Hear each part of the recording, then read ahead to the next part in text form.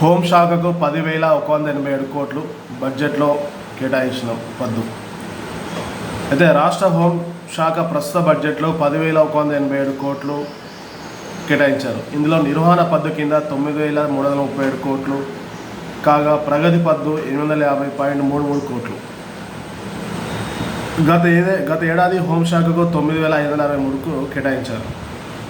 ప్రస్తుత బడ్జెట్లో సాంకేతిక పరిజ్ఞానం, ట్రాఫిక్ సమస్యల పరిష్కారం వంటి వాటికి ప్రాధాన్యం ఇచ్చారు. వచ్చే ఏడాది కల్లా దేశంలో మావోయిస్టు సమస్యను పూర్తిగా రూపుమాపుతుందని కేంద్రం పదే చెబుతున్న నేపథ్యంలో మన గ్రౌండ్స్కి కూడా నిధులు పెంచారు.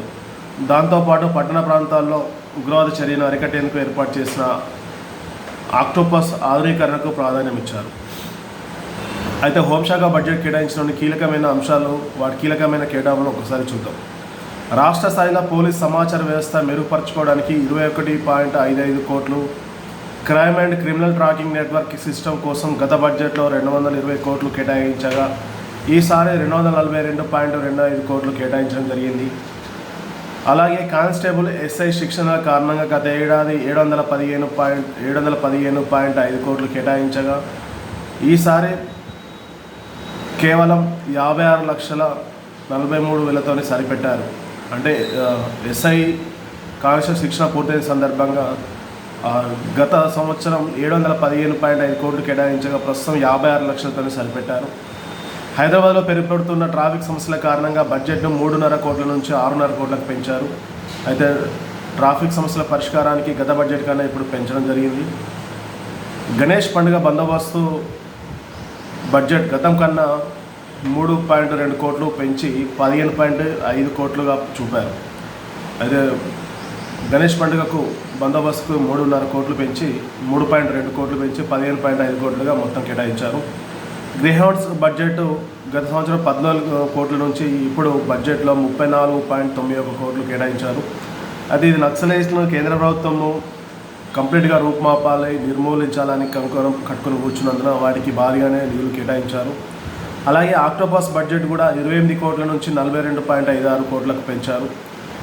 ఈ ఆర్థిక సంవత్సరంలో అత్యాధునిక ఆయుధాలు, సాంకేతిక పరిజ్ఞానం కొనుగోలు చేయనున్నారు.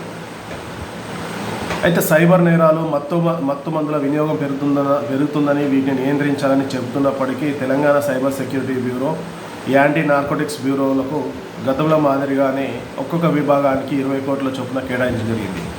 సైబర్ సెక్యూరిటీకి 20 కోట్లు, యాంటీ నార్కోటిక్స్ బ్యూరోకి 20 కోట్లు కేటాయించడం జరిగింది. కానీ దేనికి కూడా ₹1 పెంచలేదు. అలాగే మరొక ముఖ్యమైన అంశం, ట్రాఫిక్ వ్యవస్థ ఆధునీకరణకు బడ్జెట్ను 1 కోటి నుంచి 7.5 కోట్లకు పెంచారు. సో ఏదైతే ఇప్పుడు ఆల్రెడీ ట్రాఫిక్ వ్యవస్థ ఉందో దాన్ని ఆధునీకరించడానికి, లేదంటే అప్డేట్ చేయడానికి, మెయింటెనెన్స్ చేయడానికి 1 కోటి నుంచి 7.5 కోట్ల వరకు పెంచారు. మరొకటి, వరంగల్లో కొత్త కమిషనరేట్ భవనానికి, జిల్లా పోలీస్ కార్యాలయ నిర్మాణానికి 100 కోట్లు 85 కోట్లు కేటాయించారు.